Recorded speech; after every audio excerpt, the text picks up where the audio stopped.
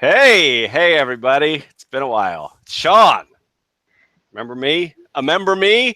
It's Cage Side Live. I didn't remember how to create one of these things. I don't remember how to talk about them. I guess I always sucked at intros, so there's some continuity there.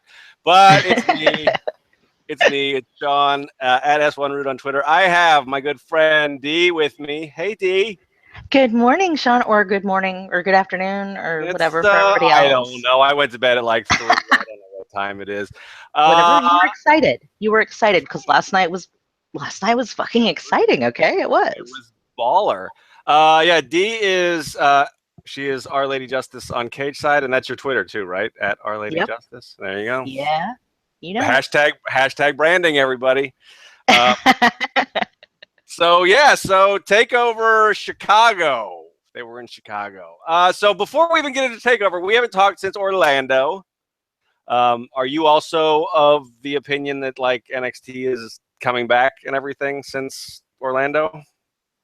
Oh, absolutely. They you know, I mean, they have their like dull moments, but so does everything. So I mean, you can hardly say like, but they've definitely been thinking about this, and I kind of feel like they were on not a holding pattern necessarily up through Orlando, but they had a specific place that they wanted to get to. I think that they wanted to come back to their script, and they had some wrenches thrown in it, where they couldn't do quite what they had planned to, like TM61 going down, their whole tag division just like kind of went like, oh shit, what do we do now? Injuries, and like I said, injuries and whatnot, but I think that unlike the main roster, at least this is my personal impression, unlike the main roster, when quote unquote disaster strikes, they don't super scramble. They still know where they want to go. And so they were waiting to get to this point, or to Orlando. They were like, we know what we want to do, so we're gonna, and so they already knew what they were gonna do afterwards. That's why it's been fine. Because it is already according to plan. There you go. You answered my follow-up question before I even had to ask it, which is like, why do you think they're doing better? But there you go. Yeah. I don't know. Yeah, it's weird. I don't know what was like sort of in the way, but I guess that really makes sense. Especially with what we got last night. So, which people have been thinking was coming for I don't know how long. I mean, I don't know. I guess we could just talk about that. That's what everybody wants to talk about. So we can just start there and work around otherwise. Okay. Yeah. I don't know. I at first I was like, this seems a little sudden because they haven't teased it at all. Like they did all the teasing of it last summer, right? Around what is that? 2 summers ago? I don't know. When was the Cruiserweight Classic? I don't even remember anymore. It was last. Wait, it was last summer? Yeah, it was last summer. Yeah, it was last summer. It was last summer. It was not even a whole year ago. It seems like it was a long time ago. Wasn't it? I was like, it has to have been. It couldn't have been last summer, but it was. Yeah, because 205 Live just started in the fall. Yeah. Yeah. The UK tournament was earlier this year, right? I was like, wait, last January. Wait, was it that long ago? No. And I was like, oh, they meant this past January. I'm like, damn, am I getting that stupid? Or are they just using words? Or what they don't tell you when you're young is that as you get older, you literally start to lose track of time because everything just goes on a whole other schedule. And if somebody had told me back then, I'd have been like, wow, let me appreciate how this day is dragging on like fuck. Yeah, right? Like you thought school years were forever. I can't wait till it's over, and it's gone like that. I would legit kill to have the whole summer off now.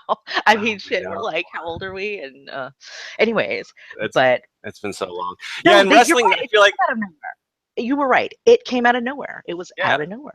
Like they hadn't done any teasing. Like, I mean, because the big thing people are comparing it to is Owens attacking Zayn, and even though KO had just debuted. Even in that episode, they had like the locker room scene where he was glaring at Sammy across the room. So there were little seeds planted in this was, I mean, and they can explain all of that. I mean, we need a couple of good promos and it all makes sense. It was just like, wow. Just Kevin Owens' lead, like his promo video. He's just like, they picked, like they picked there, and he left me behind and all that stuff. But but I'm here now, and blah blah blah. And so it was kind of like misleading, but the seeds of doubt were planted all along. Well, that's the other thing I was thinking was, did you watch? I mean, did you know Ciampa before NXT? I assume you did, right?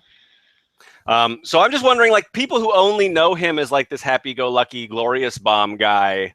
I mean, they're in for a rude awakening, so to speak. He doesn't even look like a. I mean, he's got the look of a psycho killer. Okay, he does.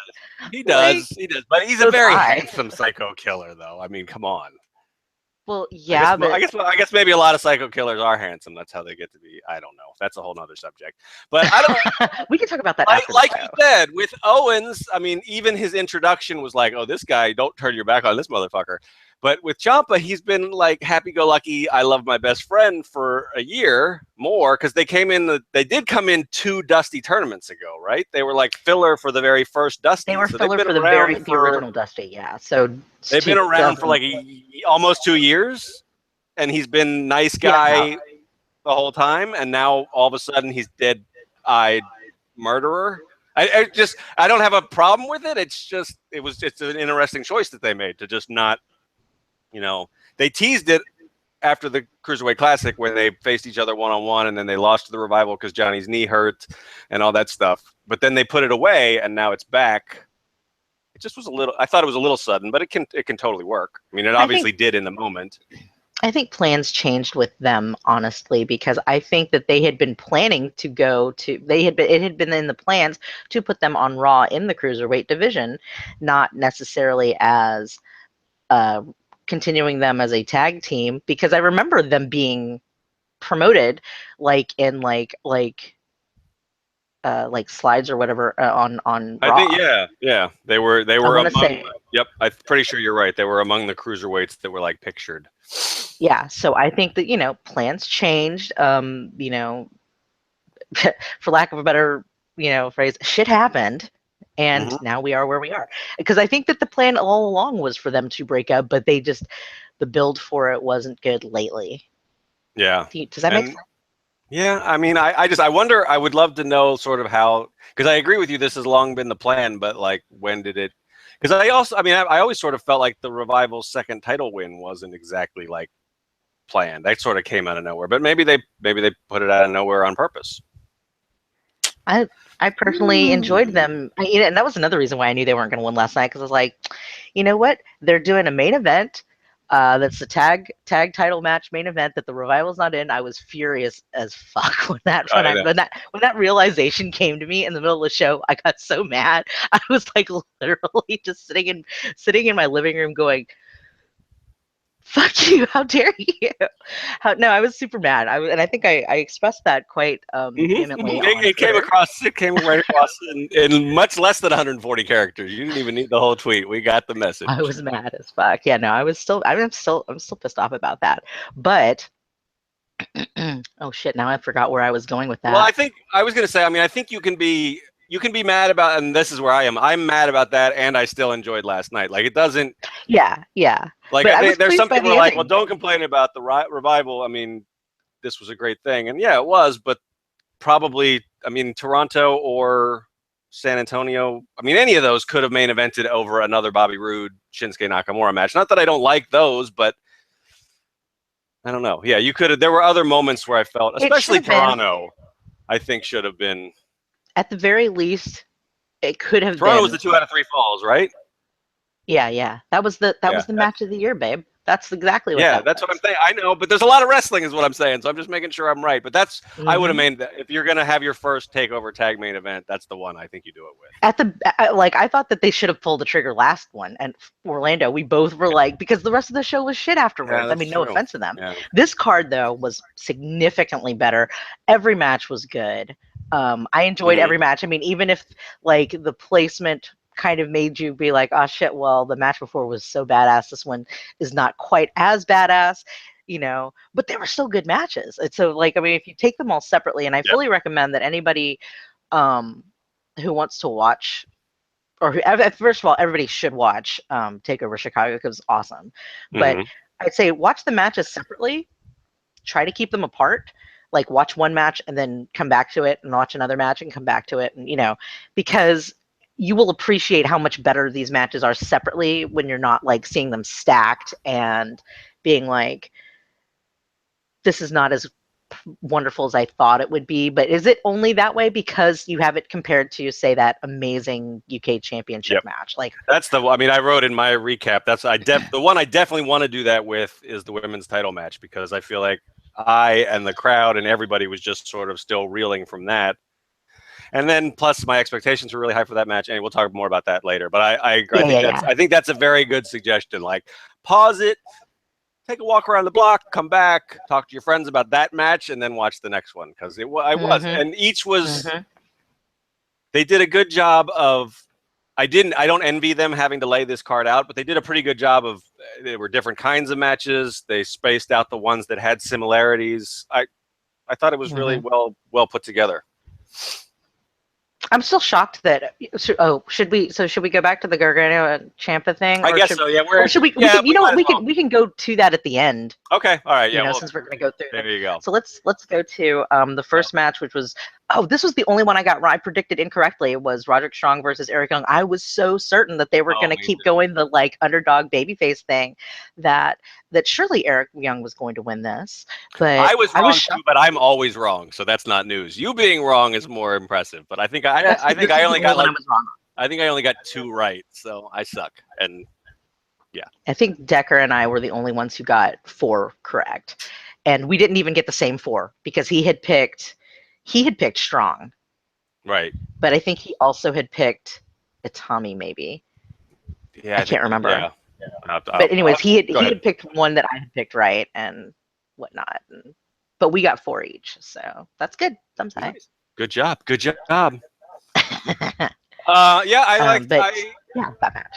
Yeah, I will one thing I wrote in my recap, and I've gotten a little bit of flack for it, that Roddy and EY's best days are probably behind them. I honestly did not realize that Roderick Strong is only 33 years old, because I have been watching this guy since like I discovered ROH in like 2003. So I really thought he was at least 36 or 37. So he was like I sort of do. I mean, he must have been like 18. I mean, it blows my mind. I didn't realize he was that young. So I take that back a little bit. I do think, I mean, I was still trying to make a point to compare them to the UK guys that followed them, because it blows my freaking mind that they're a combined 43 years old. If you add up Pete Dunne and Tyler Bates' ages together, they're still younger than me. So that bothers me. So anyway, I would take that back a little bit, but I really liked the way this built really well off the Who is Roderick Strong videos and the Roddy versus the World stuff.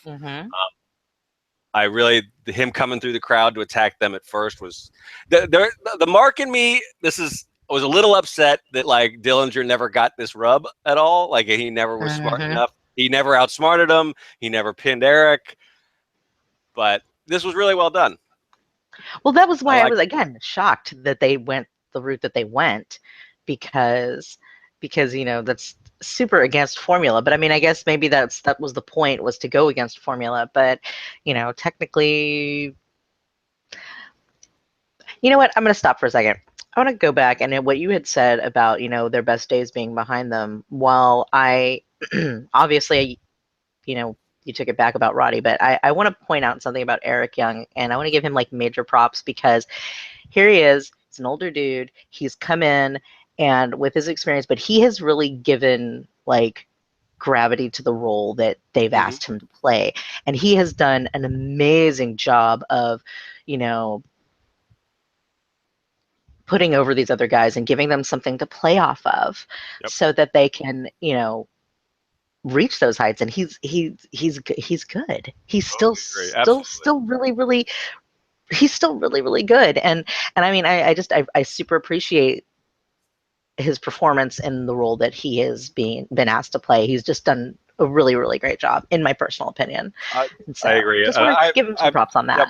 And I don't mean that as a slight against Eric Young. I mean, part of that is a credit to how much because I still watched TNA when he was on there, and I got excited when he won the title, and I liked all of his. I liked his comedy stuff. He's a really talented performer in my mind. Even if he's not, even if he's never been like the best in-ring wrestler, he can do anything you need him to do. And like you said, he's a very like selfless performer. He's always willing to put these other guys over. And I think that's a question that I have about this is like, are we coming to like a transition point in the Sanity story where now that he's lost. I don't know if it's a breakup, but I think it's time, especially Dane, who's now already been on Mania. I think it's time for him to be like the singles guy, or maybe Dane and Wolf start to enter the tag scene together a little bit more so that they become more like the focus, with him as kind of the manager guy, whereas up to now it's been him as the wrestler and the talking. I mean, it's been him with supporting characters, and maybe now it's time for him to support them as they go on. Absolutely. And I mean, technically, I think that he has already been in that role, just not as strongly. And I think that I just think that that's probably, you're probably right. And but again, I think he's kind of already been playing that role all along. True. Because I mean, why would he gather these people? Why would you gather these particular people to bring them? You know, because his group has elevated. Like, I think we can all agree that Sandy is pretty fucking awesome. Mm-hmm. Like you know that some shit's gonna go down if they're involved. Like, whether it'll be I just like the theme song. Like, I get amped when I just hear that, like that Primus riff. I'm just like, all right, yeah, let's do it. Yeah, I feel you. I was waiting for it. For it. Yeah, it's a good one. I think they just need to do the book. I mean, it's not that he's not doing it. It's just that we haven't seen like a Killian Dane solo feud, and I think it's time for that. He has to have someone to go up against. You know, he has to have a now we're stacked. I mean, I could see Cassius Ohno, Killian Dane, or I mean, there's a bunch of good ones. I think probably Drew McIntyre, Killian Dane. That would be good. I don't know. I kind of want to see him kill some people first. I mean, not actually kill some people, but like Braun Strowman style some people. I want to see him Strowman some people. That's true. Yeah. Like a taping full of squashes, and then somebody comes out to stop him, and that's the first feud. I can see that. Yeah. I think that would be really good. Although, you know, maybe not No Way Jose. What happened to No Way Jose? I know, right? I mean, he's still working house shows too, so he's not injured. It's weird. Yeah, right. I mean, they promote him on social media and like their Instagram all the time, like him dancing with fans at house shows, and they never even wrote him off. He just disappeared. Yeah, well, they know. Remember, he got injured before Orlando. Oh, that's right. So is he still supposedly injured? That's interesting. I guess. They should talk about that, because that would make Sanity sound even more vicious if he's still injured a month later, a month and a half later. Yeah. They should play that up. What's going on over there? Because he wasn't, when Ty won the cage match, he wasn't, it was Ono and Roddy who came out to help him, right? It wasn't Jose. I think so. I think that's right. Yeah. Yeah, I think you're right. I think you're accurate on that.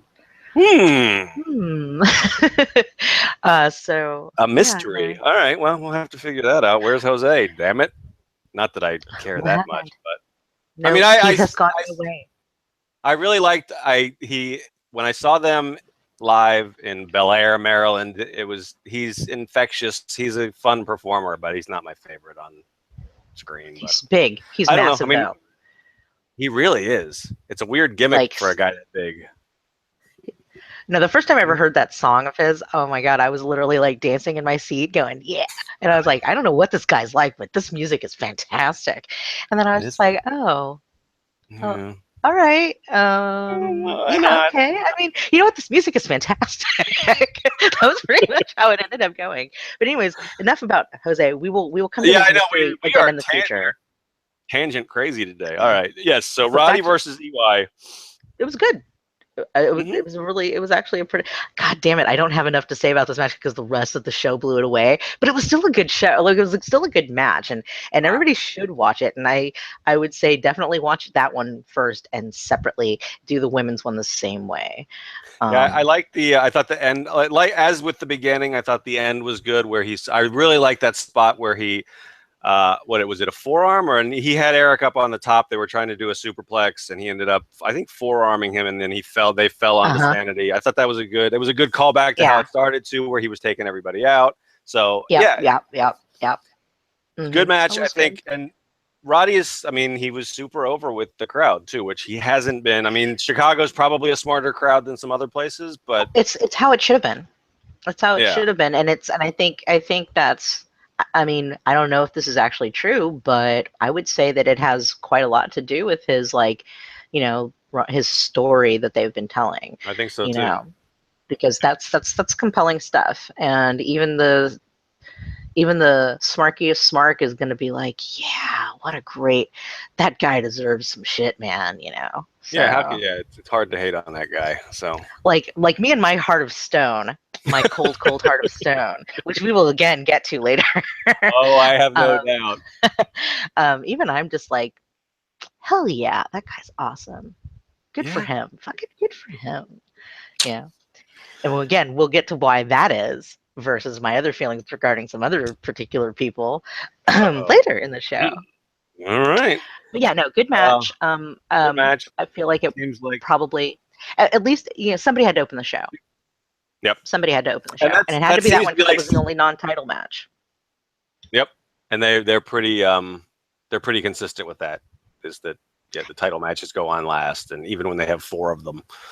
It was good though. It was still a good match. Just so everybody knows that even though it wasn't quite as like holy shit as some of the other ones, it was still a really good match. It got the crowd warmed up because people could get behind the face big time, and I mean it did exactly what that match was supposed to do. So I Yep. mean, you know, high five. Absolutely. And I think Roddy's ready for probably Roode's next challenger, I guess. I don't know. We'll see, but he's set up as a good option for that if that's the way they want to go. All right, so the United Kingdom Championship. Jim Ross comes out. It's a big deal. It's such a big deal. And it was the match of the awesome. night for me. Match of the night for me. Yeah, I think I kind of thought it would be. I'd been talking to one of my friends, and we both agreed that like before the show, we were both last week. We were both like, dude, that's probably going to be match of the night because those guys, this is their showcase. This is a showcase for them to be like, you know, like, hey, look at us, notice us. We're a big deal. They're going to go all out because that's kind of how those guys go. Mm-hmm. Like if we have this spot, we're going to make the absolute most of it we possibly can. And I also knew that it was Pete Dunne's time. I knew it was. I even said so. I was the shortest thing I'd written. I was like, it is his time now. I am sorry, young Masturbate, but it is his time now. And it was in fact his time now. I will tell you though that I had many a moment during that match where I was like, oh shit, are they not gonna, is it not gonna, was I wrong again? No. Yeah. I thought maybe they wouldn't. I mean, I don't know. I could have seen it going either way. I don't have any problem with Pete Dunne. I think he's the way that roster's lined up, having everybody chasing him whenever they finally do get his show is the right way to go. But I really like Bate, even though he's doesn't have a whole lot of a character. I mean, at least from what we've seen on WWE. But man, he's just impressive in the ring. And I also think I just thought Triple H likes long title reigns. I thought maybe they'd go with something longer, but yeah, they got it. You need to give it something new, and I mean, you need to give it notice, and you want to get attention on something. You make changes. You do something. You put something colorful and wild in it, and that, like, again, why I'm not even entirely sure why they put TJ Perkins as the. I don't know if I would have gone with that. Yeah, at least not babyface TJ Perkins anyway. I mean, he's done. He's a better heel anyway, but yeah. So you saw their match, the UK Championship tournament match in January of hell yeah of this year. I figured, just checking. Yeah, I mean that's if you saw that, it wasn't hard to probably guess that this was probably the show stealer. And because I think this was better, and I loved that match. So I think there's a lot to what, like you were saying, like, you know, Triple H probably gave him the old pep talk, like, this is your chance, boys, and they went out there and killed it. It was I don't know, I have not watched this again yet, but I'm dying to, because I want to do it without having to like take notes for a recap, because it was bananas. Dude, without being like showy, and I mean that's the thing, is it wasn't like 100 like crazy spots. I mean, there were some great spots, but it just, yeah, I mean, it was, they did their thing without having to do the total WWE style match or having to do the whole, you know, flippy dive thing, and it was dive. Yeah.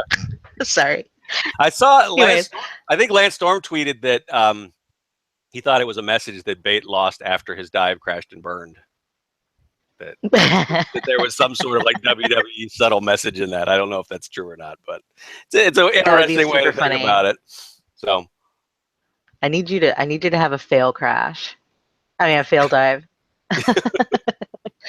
And then you're gonna lose. Okay, that's great. Oh man, that's actually wicked and horrible. And they would totally do that. That's I very think they Triple H, isn't it? yeah, I think It's very possibly. him.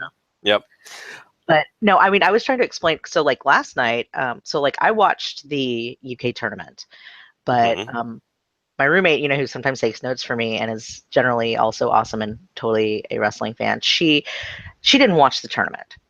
Okay. So I was trying to explain to her like what she was about to see without like I don't know, I was trying to explain to her like what to like kind of expect, and I was like, first of all, and most importantly, when Pete Dunne is doing his thing, he literally looks like he's in a shoot fight. So just so you're aware of that, it's gonna look really like almost ugly.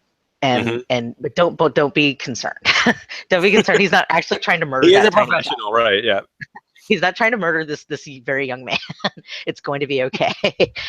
And she was just like, okay. And she was watching, she was like, oh my god. Yeah, there were a few moments where I was just like, Jesus Lord. When he what was the fuck? I can't even remember the move, but it basically looked like he had Tyler Bate had just completely brained Pete Dunne towards the end of the match. It was like one of the, oh my god, he landed straight on his fucking head on the mat, and I was just like, did you break your neck? Did you break your neck just now? Because that looked amazing and terrible.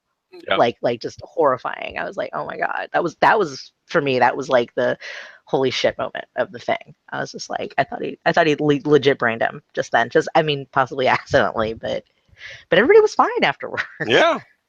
I mean, it's just like you said. I mean, he did the thing where he caught him into the triangle choke when he was trying to do the shooting star press, and then while he's got him in the submission hold, he's punching him in the head and the arm and stuff. Yeah, that's some good shit right there. That's cool. like damn it, why don't more people do shit like that's what you like? I feel like if you're like, you've got someone in some kind of a hold, beat the crap out of them, make them want to tap out just to be done with this shit, or make them fight their way out of that, so that you can just keep it going and keep something good. I mean, it had such good flow that whole match. Yeah, and that's the thing, is it was like, I don't know, I didn't look at the times, but it felt shorter than their match in Blackpool or wherever that was, in a good way. Like, it didn't, I don't know, there was like no wasted anything. It was just however long it was tense and action packed and brutal the whole way through. Oh, it was good. Yeah. Oh my god, it was such a good match. Holy crap. They were both so, and like the disbeliefs, like their faces towards the end were just, I mean, they're like, oh, come on, but nobody was getting super angry. They were mostly just like, their minds were just being blown. Like, are you serious? Right. How did he kick out of that? It's true. I mean, oh god, that was a good match. Yeah, I feel bad because that's all I'm sitting here saying. I know. It's like, good. That's when I was writing it up, I'm like, I don't know. I'm sure there's somebody who's a little bit better at like the move by move, like Reverend Kane can go in and tell you why. Yeah, I'm not a moves person. Yeah, honestly, I'm not a moves person. I remember like the moments that I like, and that's it was pretty awesome though.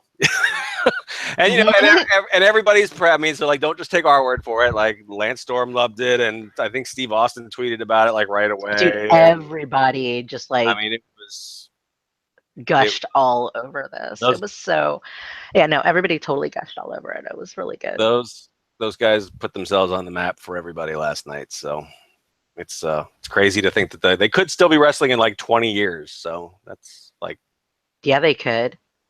Yeah, they could, because like I mean, John Cena is 20 years older than Tyler Bate. Just saying, he's still technically kicking it. Yep. Wait, is it? And AJ Styles, I think, is about to be 40 as well. So still being phenomenal, if I do say so myself. Indeed. So Holy that's crap! Well, although if they keep taking some of those, that's true. that might shorten their careers They substantially. might need to stop landing on their head a lot, but Oof. that was also kind of the theme of the night too. So, but we'll get to the main event later. Yeah, no, for all. Okay. Do we want to say anything Yeah, else about that? I mean, I don't know. it was the shit. It was a great match. Holy Nope. crap! Go fucking watch it. It's really good. And if you haven't watched the UK tournament, even though you know how it ends, go back and watch it because there was some really good wrestling on that. And this is, basically the like diamond of the ring. Like they're like saying this is what this is about, and people are going to pay attention. I think maybe, hopefully. Mm-hmm. And I think, I mean, this one and some of the matches on that, I think one of the marks of like a really good match is if you can go back and still sort of get sucked up in it, even though you know the outcome.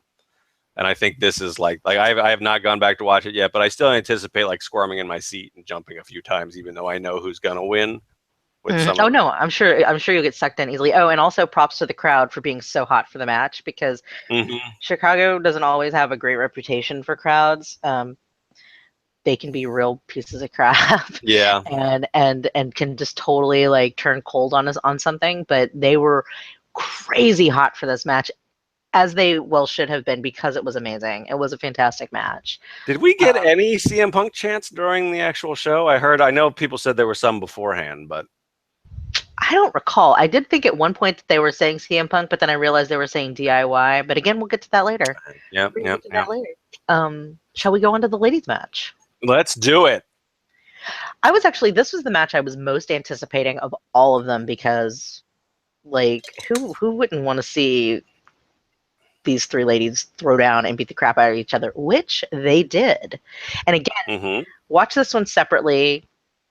I think that it would benefit from a separate watch because, yeah, the crowd was pretty tired after like blowing their load in the previous match, which was right for that, But I mean, everybody did great in the ladies match. I thought that they all had awesome chemistry. They really, it was strange, the story they told. Like, I loved how, like, Asuka comes out and she's literally like gets more like more arrogant with every entrance. If you go back and you watch, her like earlier entrances to like now, she's literally like bitches, I got this. It's gonna be done in like a minute for real. and she's just I love the she's going with now. It's fantastic. It's perfect for her, to be honest. I mean, she is. Although, let's see, I think was it my roommate or no, it was my friend Knight. He said that he was saying to me, he was like, I'm not sure how I feel about the ending. If I, maybe they should have, where they did like, was it a burial, and I'm like, I don't think that it was supposed to be a burial, but it's literally like, this is how Asuka had to win. Like, she is being established as this absolute force of nature. And I thought the same, because I saw some of that criticism and I thought of myself, because I think, and here's what I've convinced myself is, because part of why I thought I didn't like it was because I thought we were starting to tell a story where Asuka was having to get desperate to keep the title. But when I look at it now, I think maybe the story they're telling is Asuka only has to get desperate to keep the title against Ember. Which isn't, I don't think it's a burial of Ruby and Nikki, because I think they're covered because they hate each other so much that they didn't, maybe one-on-one they could beat Asuka, but when they're also trying to just kill each other for fun, they're not focused. But this, so I think, I mean, they're all in on, if Ember doesn't beat her in Brooklyn, I'll be shocked. And I know she said on the pre-show that she's out for 6 months, but I think that's like a Braun Strowman 6 months. I don't think that's an actual 6 months. Yeah, the Braun Strowman thing is kind of like, come on, you guys. Come on. Yeah, I mean, she didn't have surgery, so why would she be out 6 months? I don't know. Anyway, so I think that's the story they're telling, is that Ember is her kryptonite, and Ember's the one that she had to cheat to beat, or bend the rules to beat or whatever, and she didn't need to do that, at least not in a triple threat against these women. So, and I mean, it wasn't like she. The other reason I don't think it's a burial is it's not like she really. I mean, she managed to slide in at the last minute, break up a pin, and hit a move where she kind of just collapsed on top of them. So it's not like she didn't pick them both up on her shoulders and slam them down. And, it was a kind of a desperation move. It just happened to end up that she covered both of them. Well, no, she moved them. That's what I think. She moved the, I mean, she moved them. She moved them to pin them just a little bit. Did she? I have to go back and watch it. I just remember she came in with the sliding knee and then, yeah. But you're right. No, because then she did. You're right, because then she did the press move. Yep, you're right. You're right. Mm-hmm. But I mean, like I said, she is being built up to be a legitimate like she is the greatest. Period. Oh yeah, there is none better. That's the story that they're telling. At least that's the impression that I'm getting. And so she kind of had to, I think, pin them both just to say, did you, because you saw her post-interview match. It was literally like, did you see that? Nobody can stand toe-to-toe with me. And then this is mine. I'm not going to lie. I started laughing so hard after that. Oh yeah, she's great. No, it was. Yeah, at this point, it's like, the big question is like, why haven't you called her up if she's so dominant? But I mean, that's just like a suspension of disbelief thing. You can get away with that. Well, it's fun. Well, and I mean, you can make up your own story in your own head as to why not. Because if you were NXT, why would you let that go? Like, that's why true. would you say no, we need her because she's the greatest. We have to have somebody who's the greatest. You've taken everybody else. Well, not this one. And the only champ that's ever been called up was Paige, and they're not going to acknowledge that at this point anyway. So, yeah. Or no, Owens went up when he was champ, kind of, sort of, well, but then he dropped. Yeah, it's been a while though. That was different though. That was kind of like I don't think that was planned. I feel like that was a little bit of a desperation move. Because and I think Owens went up as just part of the John Cena Open Challenge, and then it hit, so he stayed, kind of. Maybe. Well, I mean, I think that it was because Sami Zayn was supposed to. Sami got hurt. You're right. He got injured. Right. Remember, he stupidly threw his shoulder out while hyping the crowd. Yeah. Like, I remember thinking, "Oh my God, really? Yeah. Is that what you did? This is so you. This is so your story. This is so your story, Sami. Good job." So let's be so excited that I just destroyed my own shoulder. But props to him because that, he finished a great match. Yeah. He's like, I just hurt myself, but let's do the match anyway. And that's when, but then he was injured. And so then Kevin Owens came up, I think, to take that. Yep. You're better at remembering than me. Yep. I'm just a little bit younger than you, Sean. That's true. Yeah, but this is supposed to be my job. I'm supposed to remember this stuff. But anyway, it was a good match. So what else about? Mm-hmm. It was a good match. I loved how brutal everybody was, and I like that they took turns, and nobody took like a long like a quote unquote nap. True. Because sometimes you in like triple threats or whatever, or fatal four ways, at least one person will be hanging out for quite a while recovering on the outside, so that other people can get their shit in.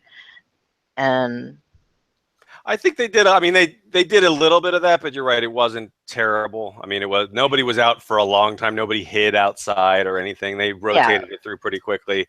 I think, again, I need to go rewatch it, but I thought some of the like saves after some of those spots weren't like they were kind of obviously stalling a few times, maybe. Oh yeah, well there's another match that we'll talk about that. The other one was much worse for that, but anyway. Oh my God. Anyways, but it was.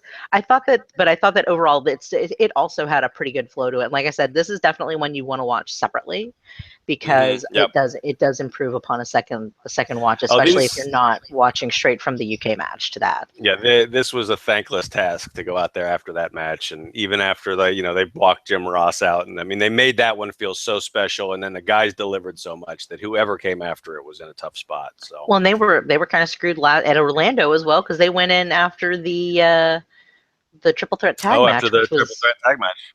Yeah. Amazing. It was an amazing match. Yep. And I mean, how you gonna follow that? Yeah, so they've gone on after the match of the night, 2 straight pay-per-views or whatever you call it, takeovers. Yeah. Yeah, it sucks. No. Sucks. At least Yep. they shined a little bit better in San Antonio. Wait, what was the San San Antonio match? Antonio was the fatal four-way, wasn't it? Which had at least they had big spots. They had like the Nikki Cross announce table spot in that one. Yeah. Well, that's like yeah. So That yeah, wasn't I a mean, great I paper. think there, I don't care what anybody says. I think there is something to like. I think, I mean, Cross and Riot are the best competition Asuka's had since Bailey left, but she's still a little bit above them in terms of polish and everything.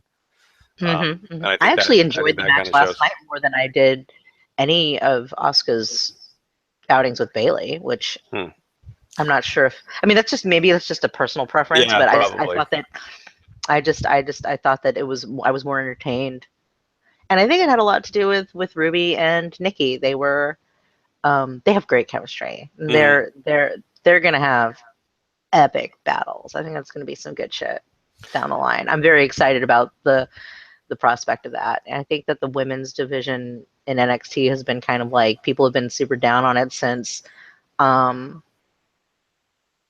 like Charlotte and Sasha and Since Becky. the horsewomen left, yeah. Well, I mean Bailey was still there for another year, Yeah. but still. I just Yeah, I mean I guess we don't it's better know. now. It'll be interesting. I don't know if any of those folks are going to be in the. I guess they probably won't be in the women's tournament. Is kind of what they're saying. Is it's going to be all new people. I don't know. They're about the women's roster in general. Wherever they plug some of those people in afterwards is about to have a lot more talent. So, Dude, and it's a good time. It is a good time for women's wrestling. I think. I hope. I think so. I'm gonna reserve some judgment, but I really think it's gonna be good. I think it's gonna be good. They're just gonna have, I mean, it's just fine. I mean, that's the problem in general. I don't know. Do takeovers need to go to 3 hours or something? I mean, there's a lot of things that are getting left off the card. On one hand, I would say no.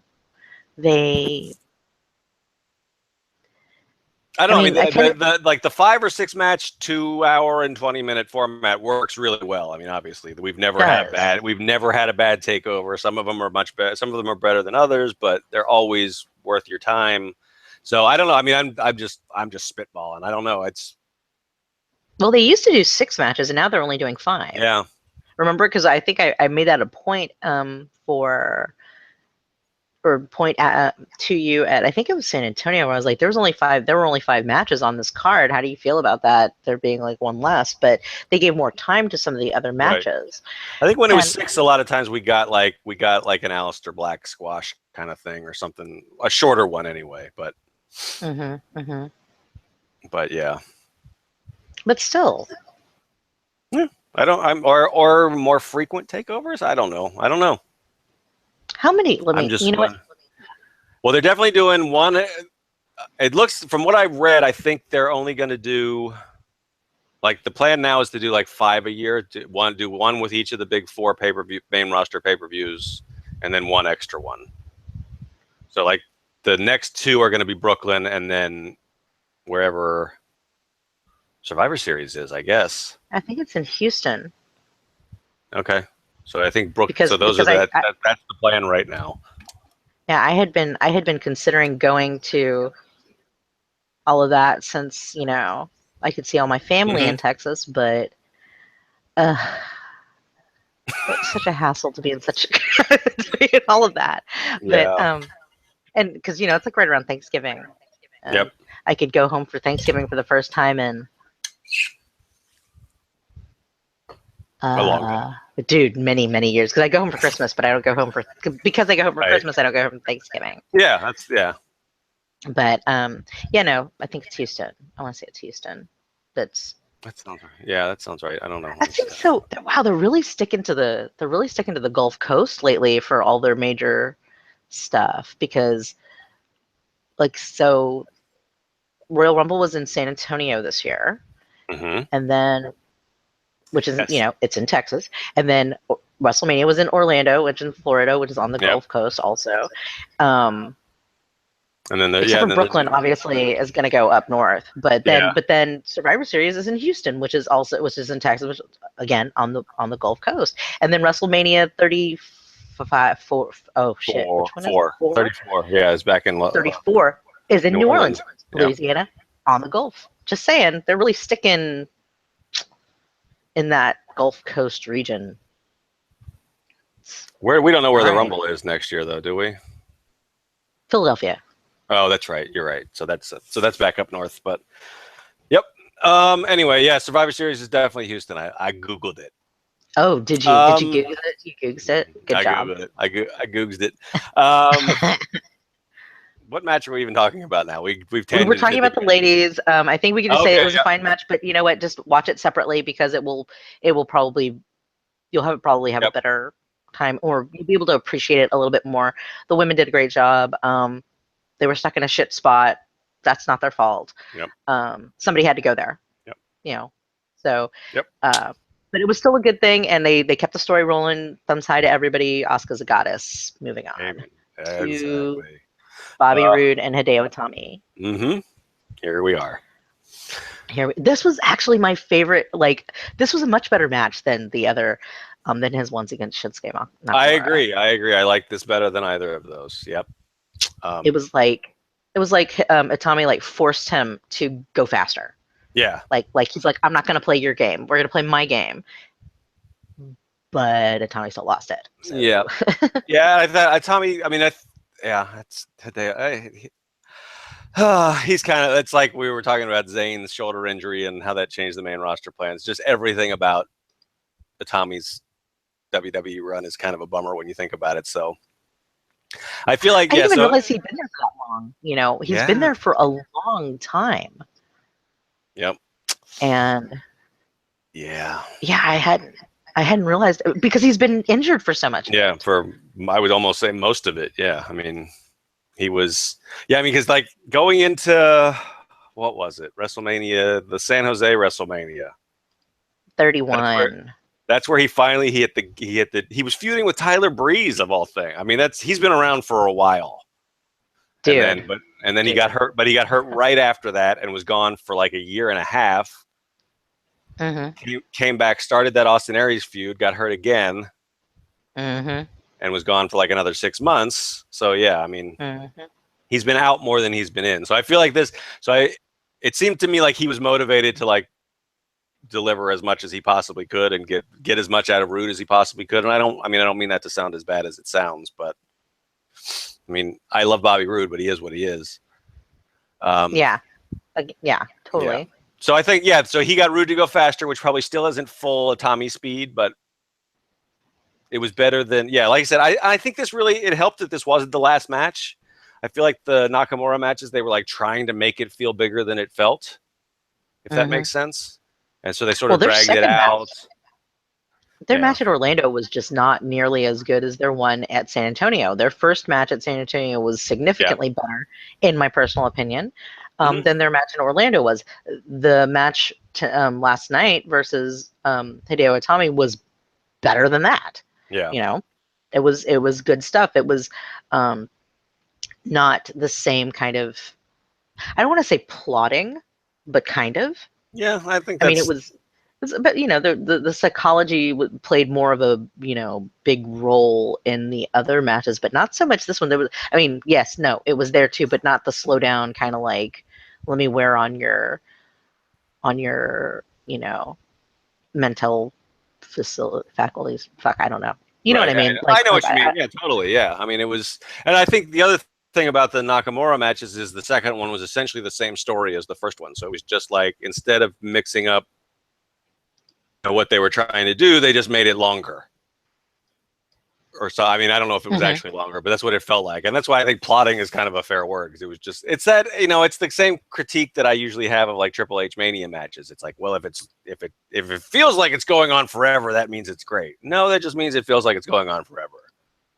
Yeah, no, like I still say that Triple H did a huge disservice to Roman Reigns with that fucking disaster at Dallas. Yeah. Just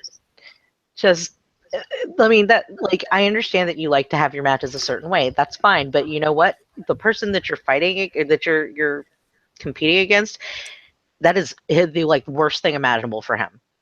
And if you were like, are you really trying to, like, I was sitting there going, are you sure he's trying to get him over? Because I don't really feel that he is. I don't think that you are. And I think I wasn't the only one who felt like that. I want to say even like Stone Cold Steve Austin was just like, what the fuck are you doing, bro? Yeah. Yeah. But no, this last night's match did not feel like that. With Tommy and Roode, yeah. Didn't feel like that. It was nice. No, I thought it was, and it was I don't know. Yeah, it was. I liked it. I don't know what else to say. Oh no, I can say one thing. I was supremely distracted during this match when a piece of gum flew out of, I think, Bobby Roode's mouth, and it was on. It was on the mat. The referee could not get it. It kept trying to kick it off, and it was just smearing and sticking. And I could not stop looking. Like I was like hyper. Oh, I even tweeted this. I was hyper aware of that gum on the mat, and the like ref not being able to get rid of it made me more aware. And I was just like, I can't stop looking at the stupid gum. Bobby Roode had like a pack of gum in his mouth last night because like every time it worked. I guess it worked, but I mean, he did. There were at least 5 different, tooth spots where all of a sudden he spit. I thought some of that was just. Some of that might have been spit maybe, or snot. Maybe it was. He definitely had some. He definitely had some like nasal shit going on last night. Well, and that's one of the good things about Kenta, about Itami, is he will knock some snot out of you. I think. I mean, that's those are some snug kicks and knees and things that he delivers. So, and maybe that's part of why this match. I don't know. Like I said. But yeah, there was that one piece of gum, but there was a lot of shit flying out of Bobby Roode's face, which was kind of weird, but it worked. I didn't think Roode did Roode come across as super like heelish in this, or just I don't know. I mean, that's what I was trying to think before. Because I mean that's usually my favorite thing about Bobby Roode is that he's a great like douchebag, but I don't know if that really. He started off quite douchebag, like he started off quite douchebag. And he tried to be kind of like, and I mean, he didn't have a lot of opportunity, honestly, to do much douchebagging. That's not a word, but whatever. There you go. We'll make it a verb for our purposes. Absolutely. But he didn't have a lot of opportunity because Hideo Itami didn't allow it. And I think that was part of the story. I think that was part of the story of the entire match where he's just like, no, you don't get to do your bullshit. No, you don't get to be like whatever. You're going to, we're like I said, we're gonna do things my way. Yep. Hideo Itami forced the issue, and he paid for it. There you go. He lost. I agree. You don't have to agree, Sean. I do agree, though. I think that's the other thing is I thought, especially towards the end, I thought it looked like, I mean, the story going into this had been all about the go to sleep and can he hit the go to sleep in Chicago and will the roof blow off the joint if he does, blah, blah, blah. So it seemed like, that to me, it seemed like he was going for that at the expense of maybe like early on. He went for a go to sleep right away. And then he was going for some roll ups and some other stuff to try to win. Towards the end, it was like, that was what caught him, was that he was insisting on winning with that. Well, like I said, that's part of the whole thing I was saying about how he's like, we're going to do this my way. Right. Yep. Like this is how I want it to go. So, we're going to do things my way. And again, and regardless of like what narrative you're really following, I mean, that basically is how it ended. He wanted to force things his way and it didn't work out. Yep. So what, did you watch his Fallout video where he freaked out on the locker room and everything, Tommy? So where do you think is, because I said in the recap, like, I don't know, this is just me being a little bit negative, but I just sort of assumed that this was probably his write-off. But it looks like he's got at least another feud. Maybe they keep him around as a heel. I don't know. What would they do with him on the main roster, though? I think he would get stuck. Yeah, I think he'd get stuck in the cruiserweight division. Fuck I don't think they're good. Oh, I agree. That's why I'm saying it's me being negative. But so yeah, I mean, if they could use a heel because I mean they're using Ono as a face, and that's who he seemed to have the showdown with in the locker room, which would be a great match. Totally. I guess, I mean, Aleister Black is kind of a tweener, but he's going to get cheered, so they got to sort of treat him as a baby face. Strong's obviously a big baby face, so it would kind of make sense. I mean, then you'd have Your big heels would be Almas, Itami, and Roode, I guess, plus Sanity. I don't know. I mean, it's interesting, or maybe they're just, I don't know. It makes it seem, I sort of seen this as his write-off, and that made me think it's not. So I'm intrigued. Well, you know, here's the thing. I really want Hideo Itami to finish what he started with Austin Aries. That cannot happen until Aries and Neville are done. Finally done. Yeah. So eventually that could come down, you know. Well, see, that's the other thing is I think as much as I love Austin Aries, I don't want to see the title come off of Neville now either. So that would be, however you want to wrap up Neville Aries, like having the continuation of the Itami feud for Aries be the next thing he does is like a big deal, even if it's not for the title. Well, like for example, if you had their Extreme Rules match, I mean, they said that Aries and Neville were going to do that one, right? Yeah, yeah. Okay, I don't think they put a stipulation on it or anything, but yes. If you do not want to take the title off of Neville, why wouldn't you have someone like, say, Hideo Itami come up there and interfere in the match? Again, you protect Aries. He wins, but he doesn't win. Mm-hmm. But it's less bullshit than you put your hands on me, I'm the ref. You can't do that. Right. You know, pissed me off from the last one. But see, if you start up a new feud for him immediately, it's okay. I think that would be cool. Exactly. So I would go along with your theory. And maybe the setup in the locker room is just, I mean, you know, sometimes they like to do that where they just have one match at the taping, because I guess they're gonna have to do another taping next week because they've got they tape dark matches, and we haven't talked about the Velveteen Dream. Oh yeah, he'll be on next week. That was our only like commercial we got. Like people were like, maybe Adam Cole will be there. Nope, you're getting a commercial for the Velveteen Dream. Hey, good for Patrick Clark, I guess. Anyway, so yeah, they're gonna have to have a tape. They're not gonna actually call him that, right? I mean, he's gonna be like the Velveteen Dream, Patrick Clark, right? He's not just gonna be Velveteen Dream, right? I mean, I don't know. I mean, the commercials just say, or the teasers, whatever, they just say Velveteen Dream. I don't know. That's not much of a name, but yeah.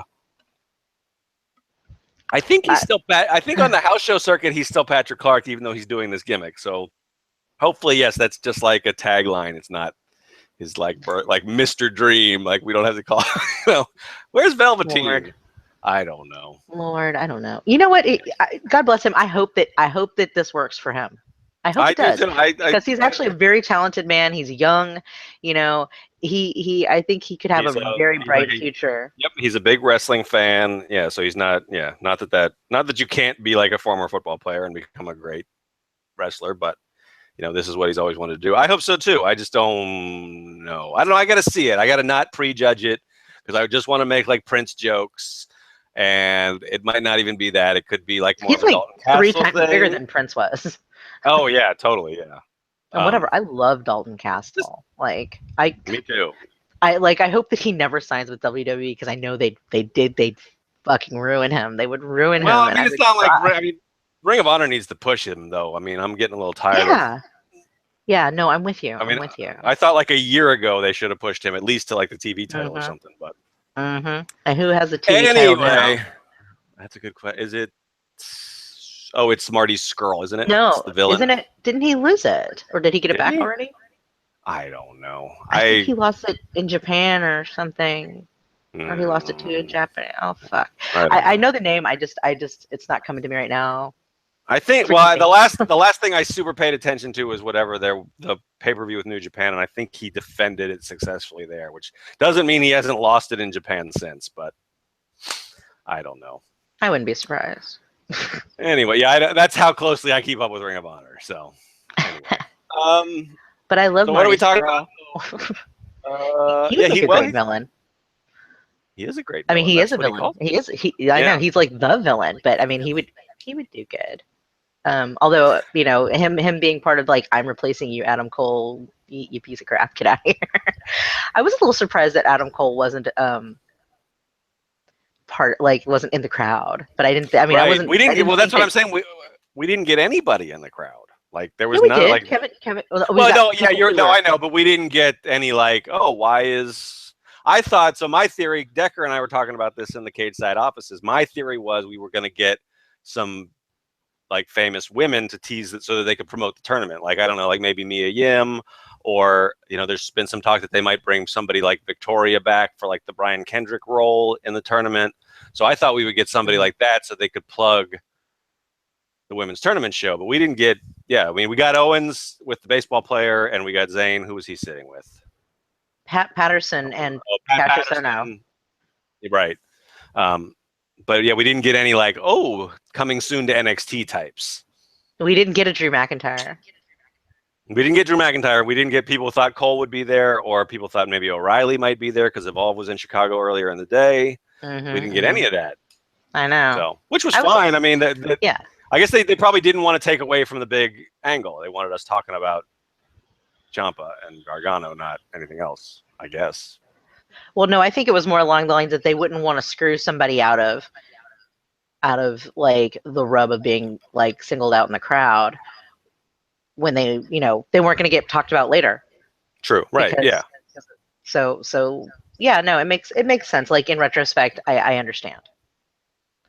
They didn't get that whole like, hey, because nobody would be talking about it after the whole like hours and hours of weeping and crying on Twitter.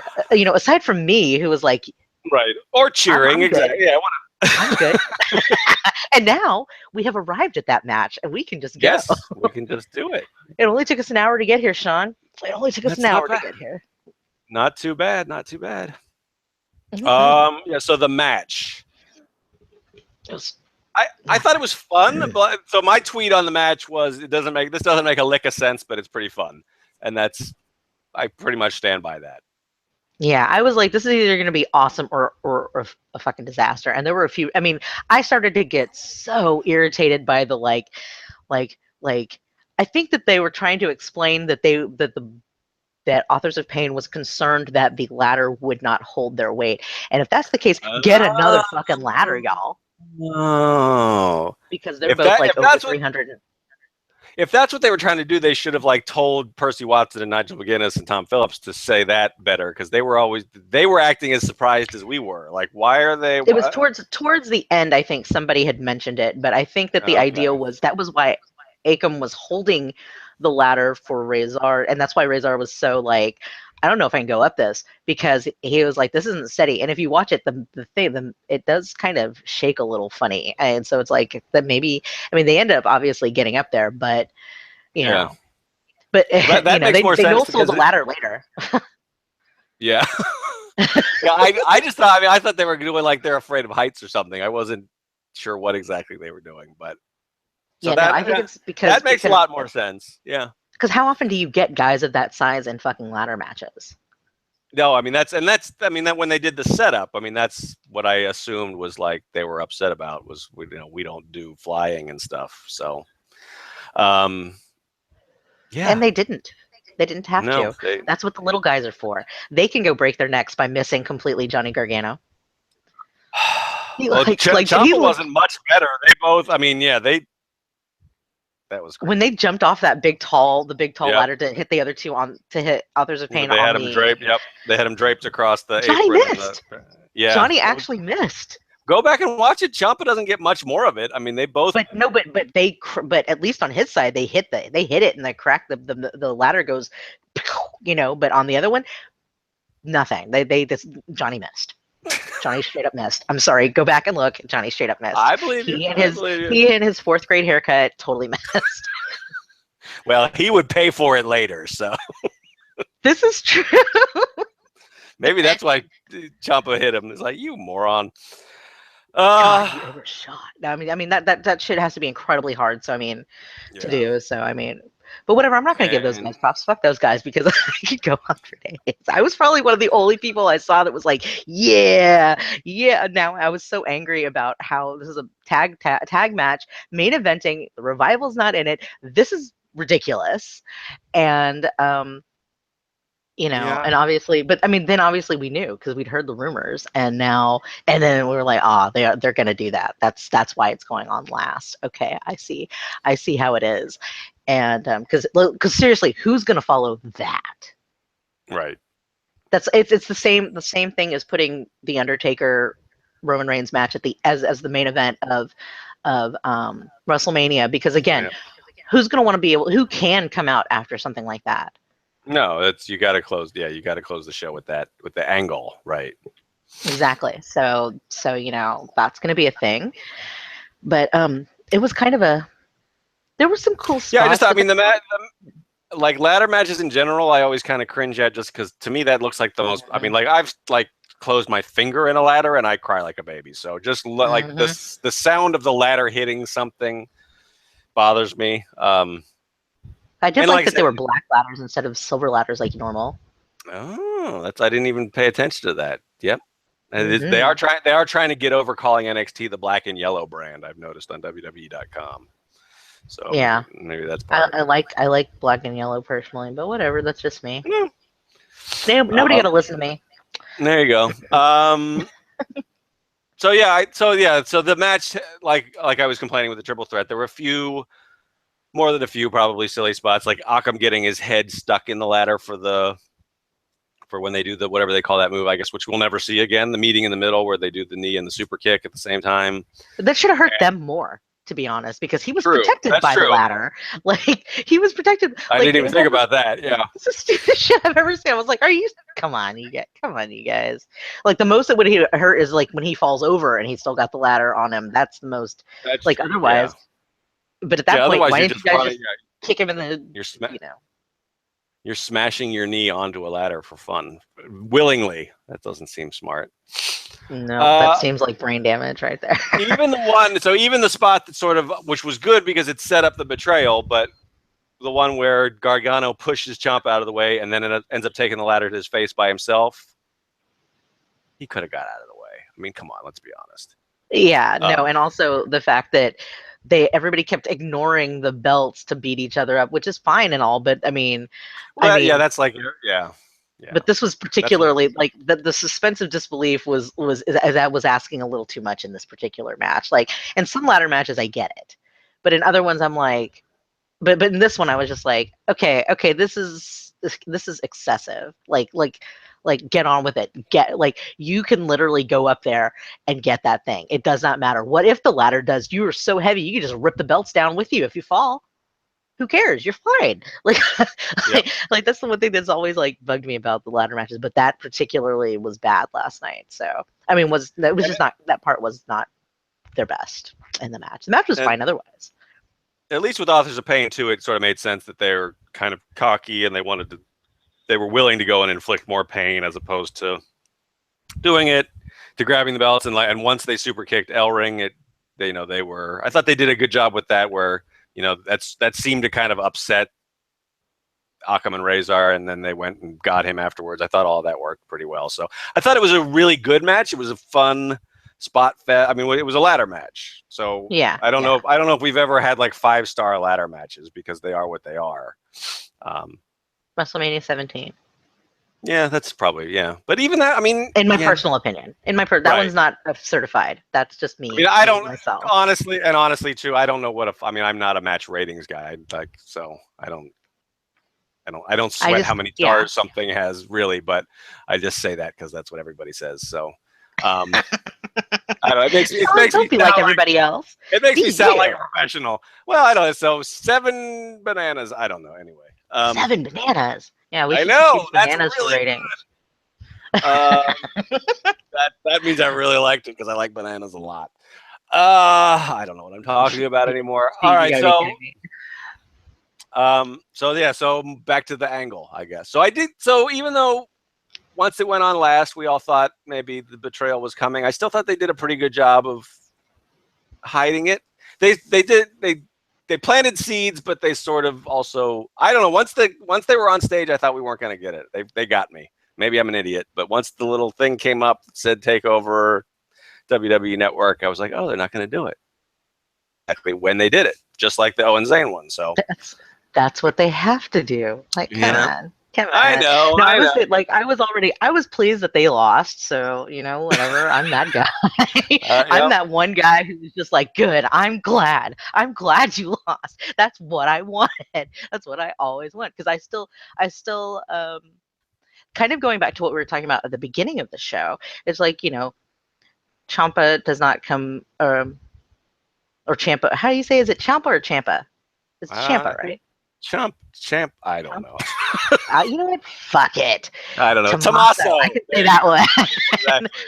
So he does not come across as a stereotypical baby face, especially in his appearance, because like we said, he looks like a psycho killer because Mhm. he is clearly a psycho killer. He's been repressing this urge to be completely banana for like months, practically years at this point, you know which is fine.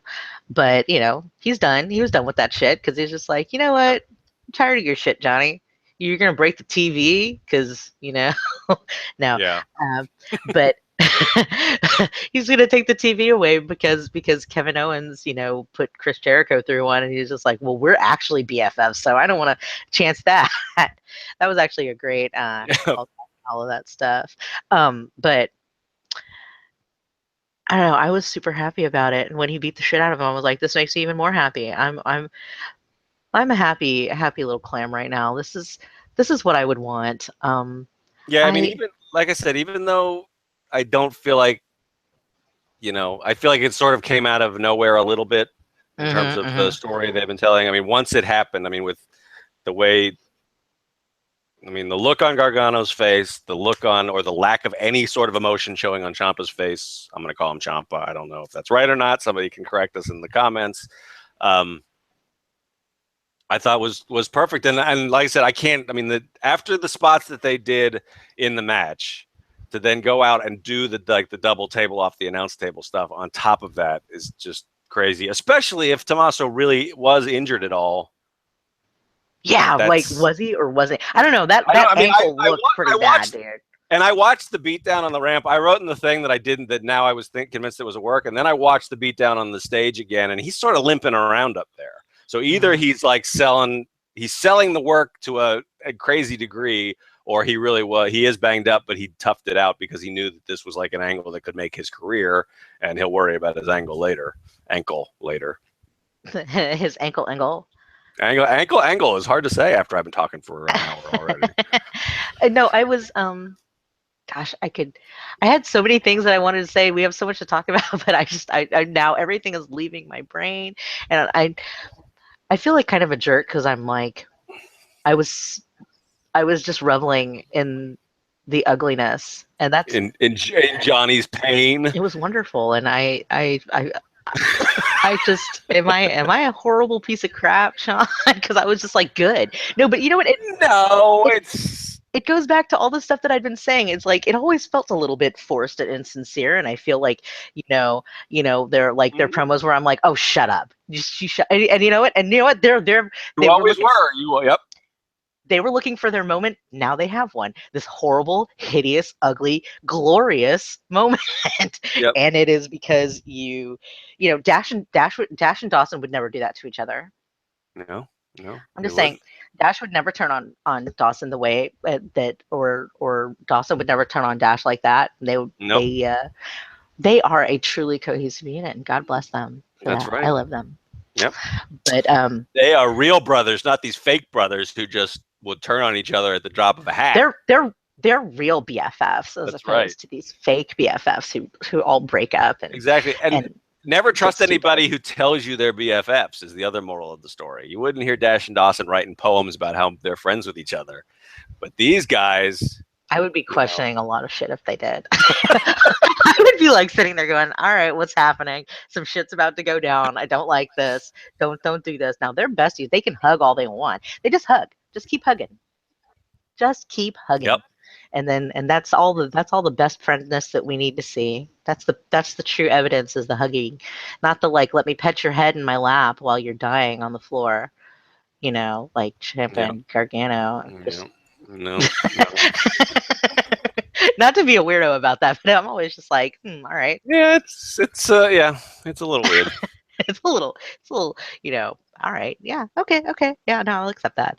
But it was a, it was pleasing to see that ending.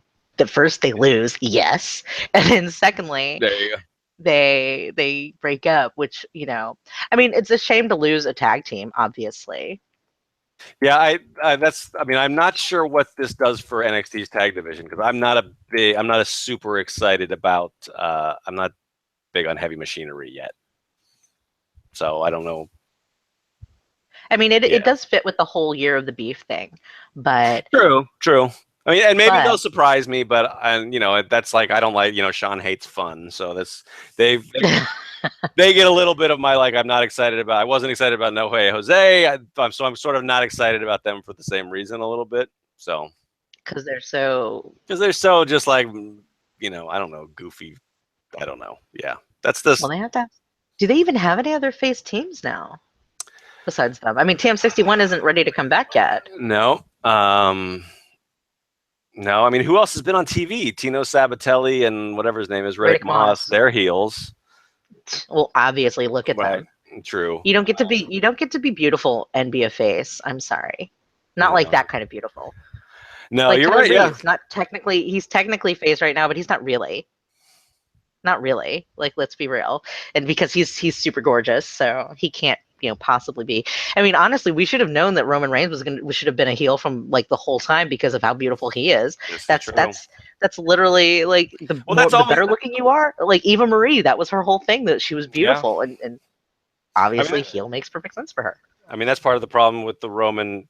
That's why whenever they try to push him as like the underdog, it doesn't make any sense. It's like this guy is a fucking Greek god. Why? I'm not gonna. I'm not. I'm not. Like, I'm not worried about him. He's gonna be okay, whatever happens. Yeah. like he's still gonna be beautiful as fuck. Like, what do you do? Yep. But just like, yeah, no. So of course Sabatelli and Riddick Moss are gonna be heels Yeah. because they're beautiful. I mean, that's and they were all they've got. gold. You're right. Those are the only. Well, unless you do. Well, even if you do Sanity as a tag team, that's Ugly and evil and badass. Yeah. And yeah, but they're heels too. So I guess it's heavy machinery against the world at this point now. God, that can't be right. I don't know who else there is, unless you do. I don't know. I don't know what else you could do. Like, I'm still. I mean, like thinking about that. That's who else is. I mean, I know. I mean, even like I follow the house show reports. I guess there's a team like Angelo Dawkins and oh yeah. Montez Ford. I guess they're baby faces. Mm-hmm. Right? Are they? I don't know. I mean, they're doing like a Playboy like gimmick kind of thing. I don't know if that's. Yeah. I don't know. Mm-hmm. So yeah, so that's what I like. The tag division has pretty much carried NXT going back to like American Alpha versus Revival. So for a year now, at least a year over a year. Now I feel like, and even though I'm really impressed with how far Authors of Pain have come, and I think they're a super fun Hoss team. I like watching them hurt people.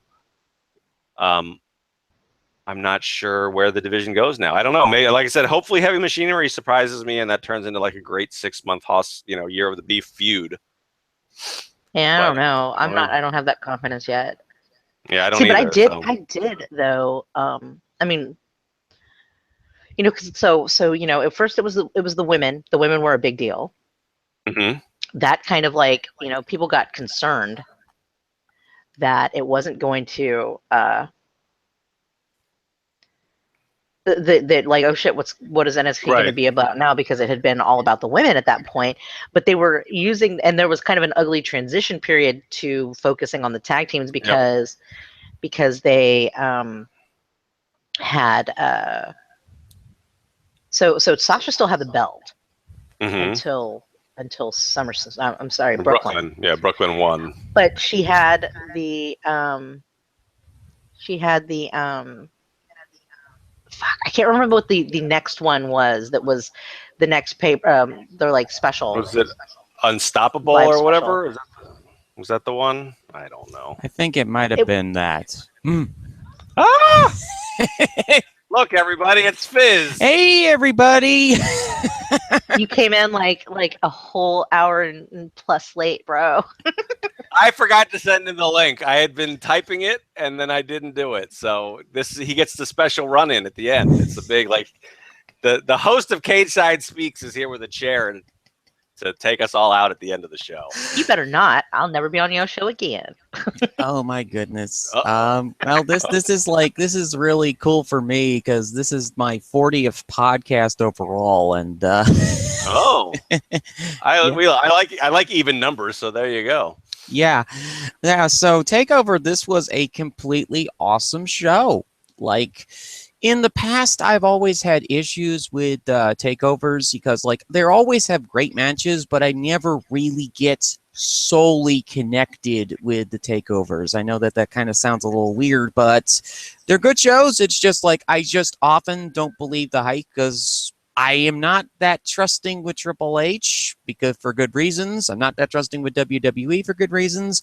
But TakeOver Chicago was the show that was something different about this one. I know everybody's going to be jazzed and excited about TakeOver Brooklyn. You know, I have even got a title planned for that show, which is going to be Escape from Brooklyn. They're never going to leave there until they move SummerSlam again. Mm-hmm. Yeah, probably move SummerSlam out to Dallas or something because, they haven't had a show out there. They had a show there last year, but they haven't had SummerSlam. Have they had SummerSlam in Jerry World yet? No. Jerry World was just the Mania, so that would. Oh my God! Why would you even want to be in Texas in August? Have you ever lived in Texas in August? It's so horrible and hot. And God, it's like the worst time of the year to be there. No. You know what? Move it back to LA. I can go to the one in LA. That's just south of here. No big whoop. I liked when it was in LA. They did like the Hollywood trailers and everything. It makes sense. Makes sense. Yeah. Besides, they're always doing shit on the East Coast. Always. SummerSlam in LA makes perfect sense. I don't think of Brooklyn as being somewhere I want to hang out in the summer either, actually. So well, I lived in Oklahoma for 3 years. It was as hot as heck. I lived in Texas for 6 months as a young child. That was also very hot. But I'm thinking they haven't had a show yet, and I don't think Minneapolis has had a SummerSlam yet either. No, Minneapolis wants something. That Minneapolis wouldn't be bad. Summers up there might be nice. Can't they close the roof on Jerry World? Yes. I mean, not that you want to go out. I mean, I lived in Dallas and Austin back and forth for 14 years, so I know you don't want to be there in August. Period. But never. Jerry Jones will probably just he'll put a bubble over all of Arlington soon that will be air conditioned, and then you'll be fine. Along with a giant-sized TV screen, like it is in that. Exactly. The bubble will actually be one big TV screen that you can just see Cowboys products everywhere you go, or something. But yeah, to recap my thoughts on this, I really enjoyed Young Strong. It was probably one of my second or third favorite match on this show. I really, really liked Dune Bait, which was a great match. I thought it took a while to get going. It was a little bit, started a little slowly, but once the airplane spin happened, and can we believe it's 2017 and the airplane spin is a great transitional move again? I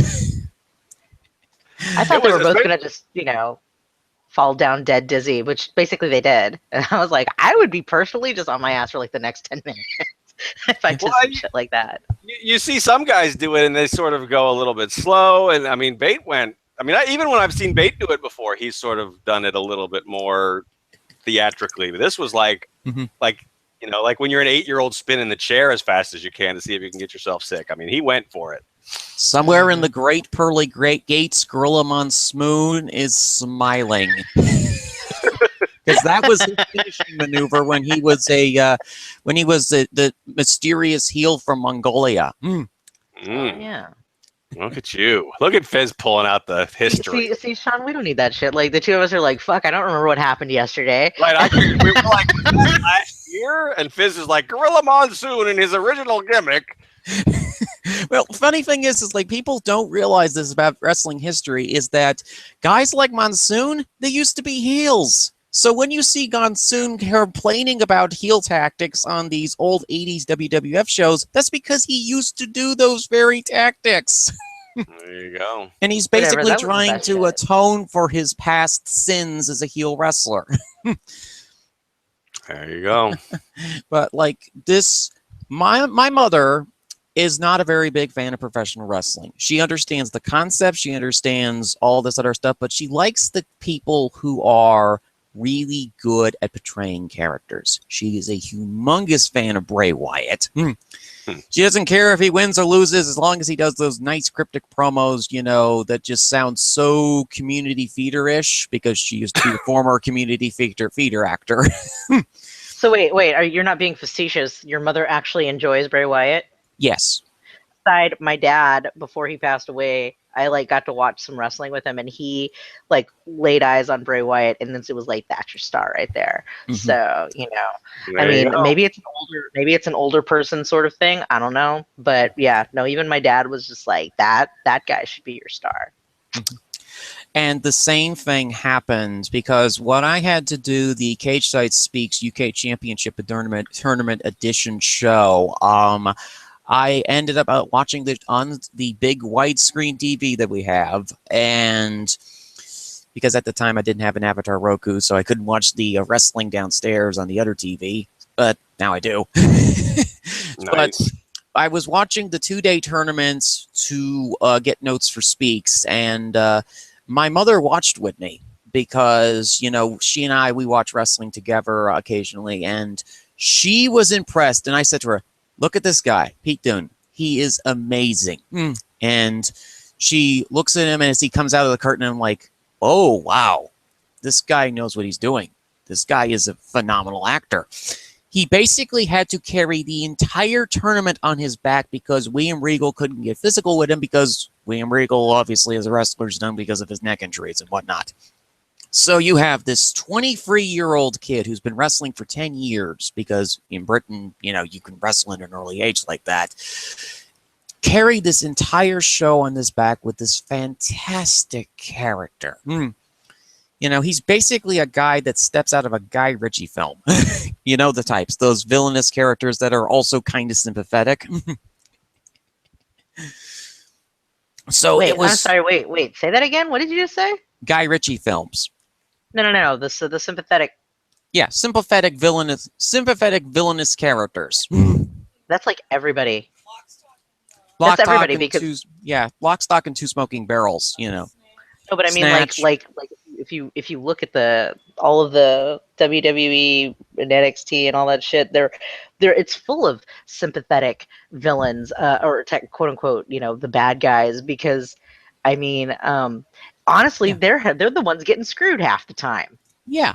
As opposed to like the Miz, honestly, is a little bit sympathetic to me. I mean, you're not supposed to feel that way, but he is to me because I'm like, well, but he's honest.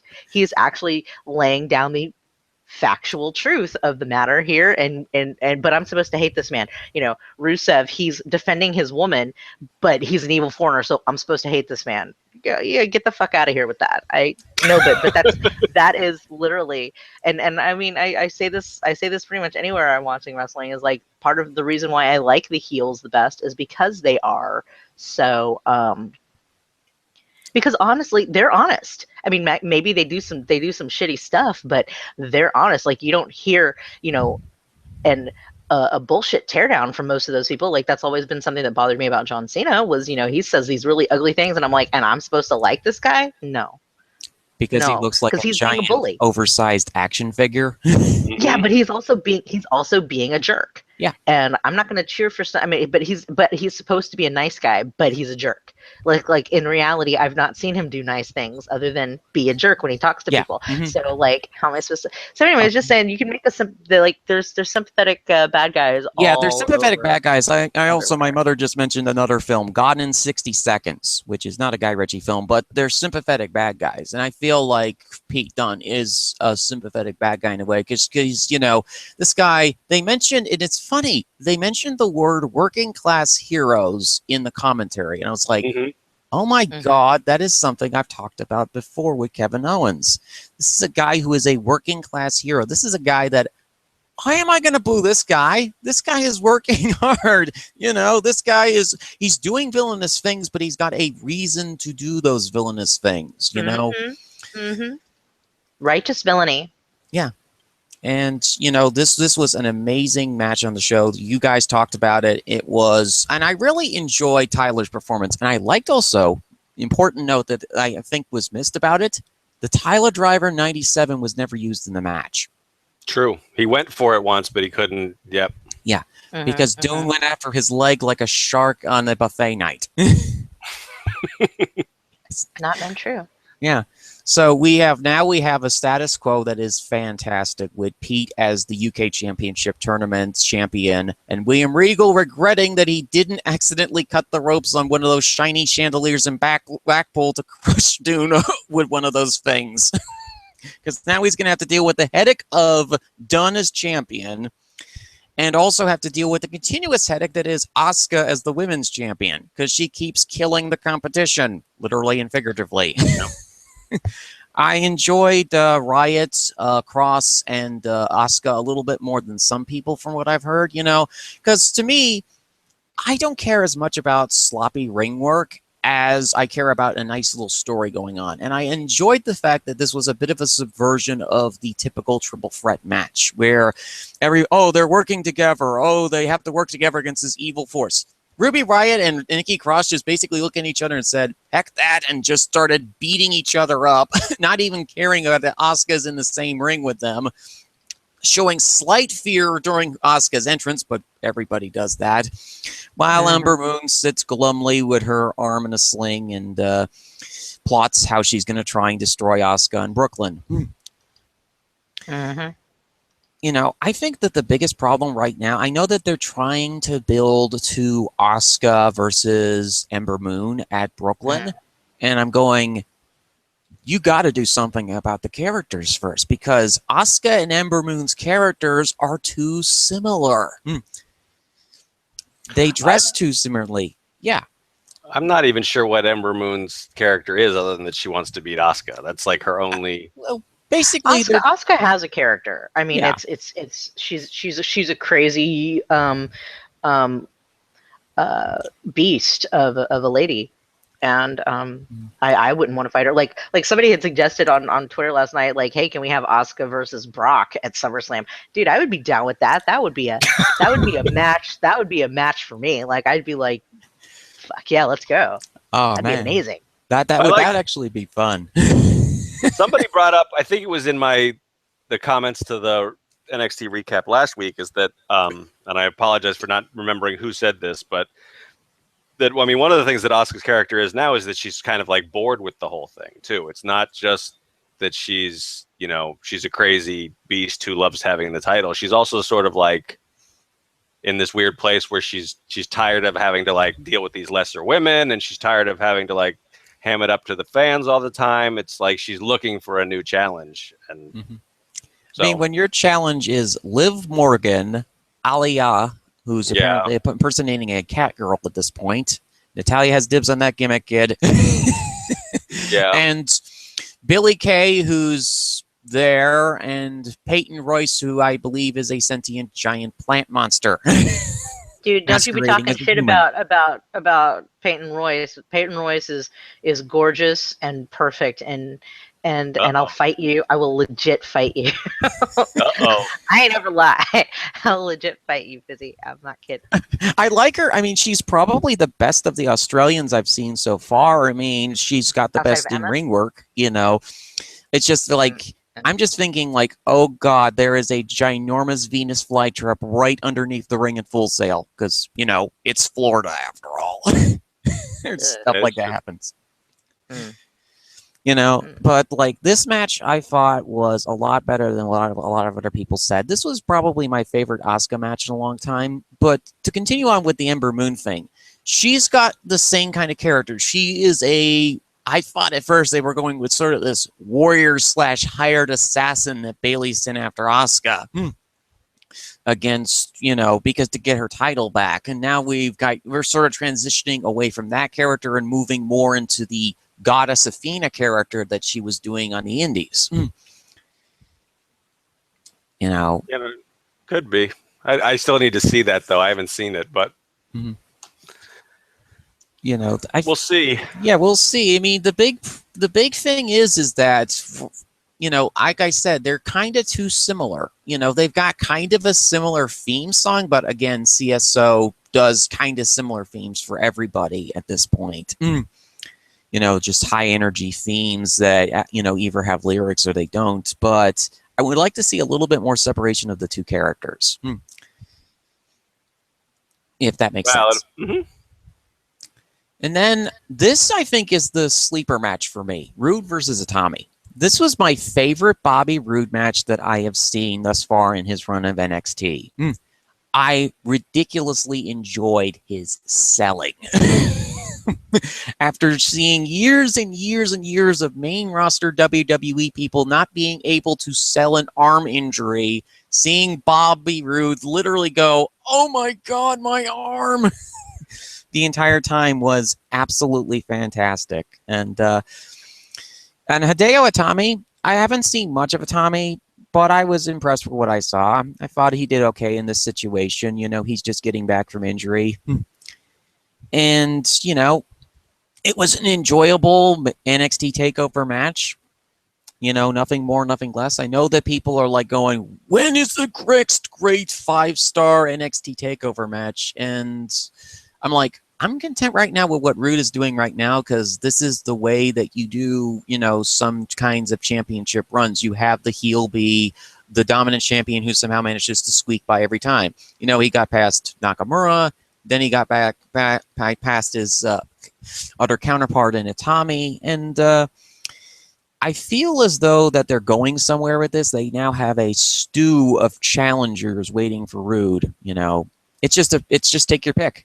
You go with Drew Gallagher, or do you go with McIntyre? I should say McIntyre. And they've got a lot of those, and they've also got just to comment on the looking for the 5-star match on a takeover. I mean, those they've been coming. They just haven't been coming from the men's title. I think. I mean, like last night we got one. It was just the UK title, not the NXT title. Yeah. I think people are a little bit too obsessed about that. They're just like going, when 5-star title for that NXT championship? Guys, we already got a 5-star match in Dunn versus Tyler Bate, you know. And as much as I would love to see a show filled with 5-star matches, I need a little bit of variety. There's going to be occasions where you have a 3 or a 4, you know, star match. Sometimes even less than that. I think sometimes we obsess a little bit too much over, you know, ye old star ratings. I don't give a shit about star ratings. They can go fuck themselves. You know, I here's what I care about. Did I enjoy the match? Was it enjoyable to me, or was it not enjoyable to me? I don't care. You could have somebody wrestle like, you know, a masterpiece. If I'm bored as fuck, I don't care. Yep. And you know, I'm sorry. That's how I feel about that. No, that's Everybody great. Can, you know, that's just fuck a star match. Who cares? You know, if I'm entertained, that is what matters. And I think ultimately that is what should matter. And I think that's one of the things that some people, you know, when they start rating matches, some people don't count that. They're like, oh, well, the work rate wasn't very good, so I have to dock it a whole half a star, or, you know, there was a botch, so you fuck your botch. You know what? Did you like the match? Was it fun? Was it? Yeah. Then say yeah. Give it a thumbs up. That's it. Thumbs up, thumbs up. That's the only time that actually works, Netflix, is the thumbs up, thumbs down. By the way, was it enjoyable or not? Because that's we need that for wrestling matches. We need the WWE Network needs their thumbs up, thumbs down, then I guess, or something. By match. Or like some sideways. Exactly. Sideways thumb, kind of like Bo Dallas thumb. Yeah. Or the Cesaro and Sheamus, the We Are the Bar thumb. That's their right. Oh yeah, their sideways thumb. All right, whatever. Oh my goodness, like that would be cool. But like I said, you know, the Roode Itami was good for what it is. We'll see what they do in Brooklyn, and then I think this was the main event match. Normally, the main event matches on wrestling shows is usually not my favorite match, but there have been exceptions, you know. And I can't really think of any of them right now, but this match here, Offers of Pain versus DIY, was one of my early contenders for favorite match of the year, because I really enjoy the Offers of Pain. I'm one of the few people who is a certified, you know, Chris Coolgan, Crazy Chris 576 really brought me over to the side of, the AOP are really good. They really have improved over the last 8 months or so. And That's true. these guys who are just literal murder monsters that are run by, Paul Ellering. And Ellering's role in this match was really good. He actually took a bump. Yep. I don't know if he should be taking bumps. Dude is not young and fresh, okay? I'm just saying, he's a little bit. How old is he? Do we know? I mean, I'm almost 60, I think. I will look that up for you right now. I have proven that I don't know how old Googs anybody is. So yeah, Googs that for us.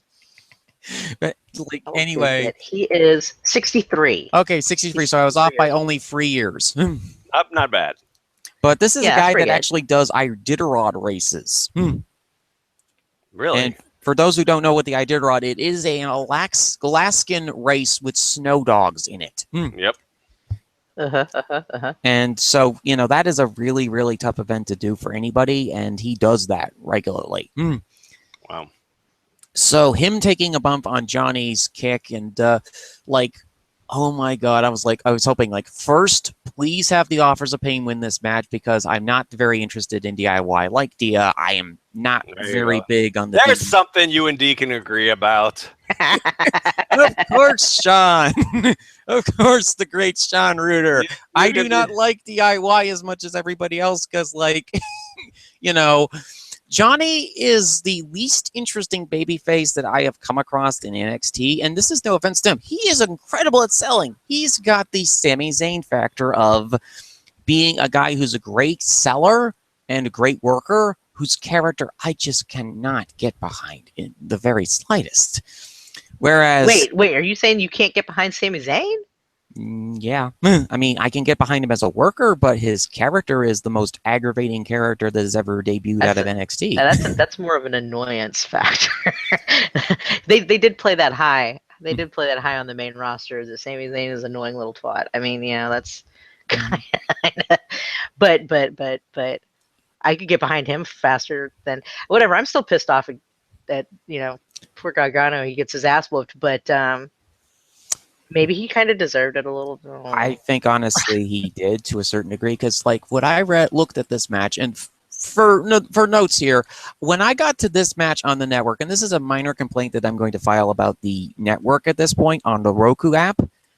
I got to this match. I got halfway done with the thing, and then it tried to jump me over to the NXT TakeOver pre-show for whatever reason. I guess there was some kind of glitch in the system. So what I had to do was I had to backtrack, find the NXT TakeOver Chicago show that wasn't the pre-show or NXT episode 520, which that also tried to get me to for whatever reason. But there was that little glitch there. So I got back in the match as Akeem and Reza are trying to climb up the ladders, and the last 15 of that match, because that match went 20 minutes long, which I was surprised by. The actual length, because up until then the takeovers had been pretty consistent at about 10 to about 17 minutes match apiece. Well, this wasn't the same kind of match. I mean, to be fair, they can go longer in a match like this because it's not a constant. I mean, it's not really about the wrestling so much as it is about the spots. You know what I mean? That's kind of the point of a ladder match, and I mean, so it could go longer because it allowed them to kind of and plus they wasted so much time not trying to get at the titles that surely that would add up to, oh man, I saw you mentioned this earlier in the show. I saw your tweets and I was like, oh, you're getting more and more aggravated at these guys not being able to grab a set of shiny things. Well, it's true. Get off. Come on, you guys. Let's. Because you know what? At the end of the match, they had no problem just zooming right up that. No concern that the ladder was not going to break underneath them. Unlike earlier, they'd been selling it the whole match until then, and then there was do. We have the titles, and I was like, oh, come on. That is some Mario Brothers shit right there. Seriously. Well, honestly, they had managed to finally neutralize Ciampa and Gargano, and they also had the additional concern of let's get Paul Ellering out of there. Let's get Master out of this contest because he's sitting on the floor ringside. I really like that part of the match, actually, because it showcased that the AOP were developing some confidence. And here's the weird thing about me and the AOP. I see them as a face tag team. For whatever reason, I see these two guys as faces because they do so much to try and help their master win these tag team championships. And, you know, Razor really stepped through in the clutch and tried to, you know, motivate Akeem and make him confident in climbing up this ladder. I thought that was really touching. And, bro, you have them. You've got them swapped. You got them swapped. Yeah, I guess they haven't like Akeem was the one holding the ladder, and Razor was going up it. They haven't cheated, but that's still a unique perspective you have there, Fizz. Holy shit, though. Faces, bro. Oh my god. I think that's the one thing that I've truly been like, what the fuck? Like I love the Revival, like hardcore. I think that is well known, well documented, that I'm like so deeply into the Revival camp but whatever. I still recognize that they need to be heels. I like when people cheer them and everything, but at the same time, like them not cheating, they're cheating is part of what's so great about them. But like as far as AOP goes, it's kind of like can you really like have someone like I know that people think that Braun Strowman's kind of a face, but not. I mean, technically he's neither. He's like, I'm gonna kill people. That's awesome, and I feel like that's not unlike AOP. So so explain to me how you feel that they are face material, because holy shit, bro, that makes no sense to me. They're face material because of the fact that they are a band. They are a band of brothers. These two guys managed to, you know, train themselves with their master's help, you know. And, you know, the AOP debuted because of the fact that, you know, Paul Ellering's daughter, Rachel Ellering, got destroyed by Alexa Bliss. So, you know, she comes back to her dad and says that this person destroyed me. And I feel like this, for AOP, this is Paul Ellering's reawakening. This man, this sagely nice old man, just, you know, who's been retired for well over 10 plus years now, just went, well, they just destroyed my daughter. I need to get revenge. And I think originally the plan was for AOP to destroy Blake and Murphy, but then plans changed. But that's always been my idea, is that the AOP were sent in because, you know, Paul's daughter got destroyed by Alexa Bliss. And since then, the AOP's mission has been to get the NXT Tag Team Championships, and they have done so by being, you know, this destroying wrecking crew of a tag team. No one has been able to physically match up with them, you know. And the fact that they went up against tag teams like the Revival and against guys like DIY made them more faces to me, because the Revival, as you said, they're heels. They're guys who will break your literal leg, and they tried to do that to Akeem and Razor. Well, I mean, they're really big. What would you do? They have the titles. They have your titles, and you know what, whatever. But that is quite a singular view that you have there, bro. Holy god. but I respect that is some leaps of logic that are pretty like astounding. I just like the bond that these guys have. They're more of a tag team than DIY was, and it was a great contrast for what DIY brought in this match, because you could slowly see in the psychology of this match, Ciampa was starting to lose it. He was starting to lose it, and Johnny kept trying to go, it's okay, buddy. It's okay, buddy. We still got this. We still got this. And, you know, Johnny was trying to be the motivational speaker, because basically Ciampa is on his last wire of sanity in this match, because they have failed so many other times. You know, from the CWC tournament where Johnny beat Ciampa in the first round but got injured with the leg, so in the next round after that, he ended up, you know, losing that match, to all the times that they've lost opportunities at the NXT Tag Team Championship. This was their last shot at getting the belts in a match that they themselves wanted to bring against the AOP. This is true. I have to go watch it, because that was one of my complaints, was that I didn't see enough of that from Ciampa. But I also am like trying to take notes and stuff at the same time that I'm watching. So maybe it was there and I didn't see it. The whole thing. I know. I always say that. That's like the recurring theme of all of these, is like, here's what I thought, but I could be wrong. So yeah. You know, and the idea, you could see it in Ciampa's facial expressions the entire time in the match. You know, okay, he's playing the sacrifice card, and this is something I brought up in the daily to some folks. I'm like, was it necessary for Johnny to take the sacrifice there? Because it seemed pretty clearly to me that Ciampa was willing to do the sacrifice work so that Johnny could get the belts. He definitely suplexed was it Akam off the ladder through the other ladder, so he wasn't worried about necessarily being the guy that had to climb. Yes. You know, he was doing everything in his power. Continue, Dea.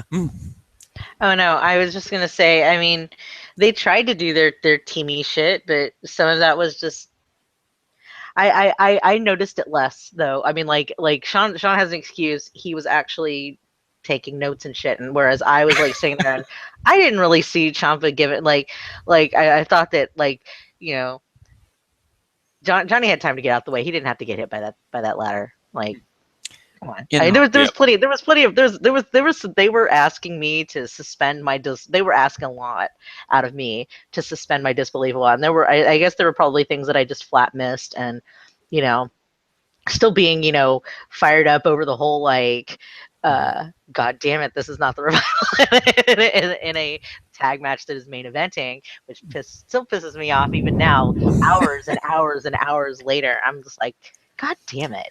Like really? But whatever. Again, the angle at the end required. You appreciated the angle at the end, didn't you? When Ciampa beat the crap out of Gargano, right? Certainly. I was tweeting out to my friends. I was, you know, I came out into the daily today and laughed maniacally. I am so pleased that the Psycho Killer, that my friendly neighborhood Sicilian psychopath, has returned to us. And that he completely demolished Johnny Gargano after, once again, Johnny failed to do exactly what Ciampa wanted to do, which was Johnny's goal was just to get the belts. Ciampa was playing the sacrifice card perfectly. So when Johnny moved him out of the way, out of wanting to save Ciampa, you could see the wheels turning in his face like, this isn't going to work. We're not going to win. We're not going to get these belts. And so he does the most logical thing possible and goes, okay, if I'm going to end this, and you know that Johnny's going to want to start clinging around like, you know, Sami Zayn and Kevin Owens, I got to get rid of this guy. And, you know, he doesn't want to get rid of him. He doesn't want to get rid of Johnny, but the psycho part of his personality has taken over completely. So there is absolutely no reasoning with Tommaso Ciampa at this point. And you can see the look on Johnny's face at the end of the match. You can see that he's trying to hug Ciampa. He's trying to console him and trying to say, it's okay, it's okay. He has got fear in his eyes because he knows exactly just how dangerous his partner is when he gets in the mood. And then Ciampa's like, it looks at him and it's like, well, this is my time now. Sorry. Throws him into the stage, then chucks him into a table, and then chucks him into 2 rows of tables just to make sure that the deal is done. And Johnny is just in so much shock. I just have to say that this is having you here, Fizzy, has been quite eye-opening. Like it's like no wonder everybody and on fucking like agree on shit, because like people and we all like saw like totally different shit, and I think that, I mean, on one hand that's fucking awesome, but on the other hand, what a revelation to see, like, because I was just sitting there going like you know, he just, to me, I didn't even I just was just like enjoying watching Gargano get his ass whooped, but mostly I was just like, see, Tommaso was blank. He was just like, it's gone now. It's all over. Goodbye. We're done. We're done with this shit. And I didn't even pay attention to, like, you know, Gargano, his looks on his face at all. Like, I was not looking. I was mostly just like, okay, this is cool. So they're going to take a break for like a little while, like not be on TV for like a month or so, let shit settle and go on vacation. Who knows? I don't know. But yeah, no, quite the revelation. Thanks, man. No, I kind of want the Fizz booked show now, because that's like a whole different, like, it's a totally different show I just watched in my head with it is Fizz's. A totally different show. And that's not, I mean, I totally said as a compliment. I mean, I don't know if I buy it, but it's interesting as hell. I mean, it's interesting because I think Johnny has known for the longest time that his partner has a very short fuse. We have seen previews of the Psycho Killer before when the Revival accidentally revived that dormant part of his personality. Because the Revival does that. Yes, they push Greatest the tag team. big red button that says "Do not push." And But they can we run now have away. a situation where Ciampa is this fantastic heel now. He is now back in his element. He does not have the baggage of Ring of Honor keeping him down from, doing what he needs to do with his character work. The possibility of him maybe joining a stable is a possibility. I think, one of the little fan theories that I've had in my head since TakeOver ended is like, what if Aleister Black started whispering in Tommaso Ciampa's ear? I see Tommaso as more like a loose cannon, but that would be, I don't know. Well, Black still, to me, well, we don't know much about Black at this point, other than that he also makes his own path. So because it seems to me that NXT is doing a bit of a soft reboot right now. Haven't you noticed? They've got a bunch of... We talked about that. We talked about that earlier when we were saying, like, I had said that I think they had a particular point that they wanted to get to with Orlando, and they just needed to get themselves back on track after having, the proverbial wrenches thrown into their plans, and now they're back where they want to be, and that's why this has been going so well, because this is their it's kind of like okay, we're on to the next chapter now. Yeah, you know what I mean? It's interesting. I think that they're kind of actually taking a page out of Progress's book and doing things by chapter now. Where you have a story that starts in one chapter, you continues on to the next chapter, and then takes a few twists and turns, and then ends definitively at this chapter. Could be. Yeah. All right. That's a lot to. I know. I'm trying you've to offered us a lot to think about, and now that I'm going to rewatch and I'm going to pay attention to Gargano's face, even though I don't really want to. I will, because I'm not going to say no to his destruction again. Because hey, that's enjoyment for everybody. Exactly. Whatever your read on it is, it's well done stuff. So. All right, I do have to go though, because I have to go help run a site. Poor Gino wants to watch baseball, and so, and this is. Oh yeah. We have. I don't. Yeah, we let Fizz run in late, and so. And you got an entirely second dimension of the show, folks. Exactly. Thank you so much for tuning in for this edition of CSL. Thank you so much for bringing it in. It was a crossover with Cage Side Speaks, so there will be. You'll do Cage Side Speaks next weekend, maybe? Fizz, I'm not really sure because Memorial Day weekend is coming up. That's right. That's right. Yeah. So somewhere in the future, Cage Side Speaks will return. I don't know if Cage Side Live will return anytime before TakeOver Brooklyn 3, but Dee and I will be back for that. I will promise you that. And absolutely. Enjoy Backlash, everybody. Bye. Bye.